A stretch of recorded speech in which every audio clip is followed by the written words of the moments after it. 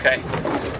We're actually about 60 miles offshore, and we're butterfly jigging bluefin tuna out of Shark River Inlet. There's two real options for you.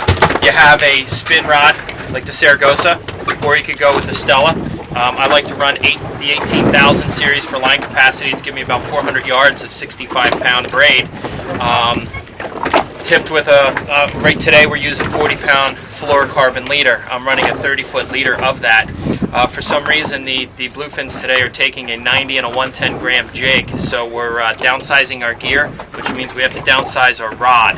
I'm going with the conventional rod here, the traditional F series. It's just more comfortable for me.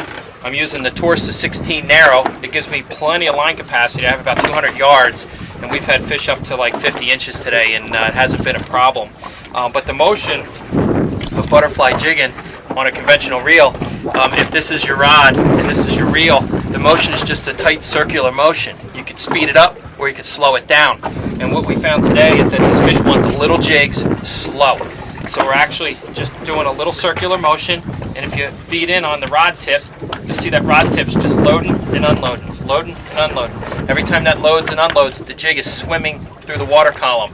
This is the key to butterfly jigging, is actually swimming the jig through the water column, as opposed to a hammer jig where most guys will just flip it up, let it drop, jig it up, let it drop. That's not swimming the jig. Swimming the jig is this actual motion, and it's been working good for us today. We're up to 10 bluefin, and we're just east of the mud hole, and it's July 19th, so there's not many fish around, but the trollers are catching some fish, but we're actually doing pretty well with that number of fish in the boat. And I like to reel it all the way back up to the surface and then re-drop.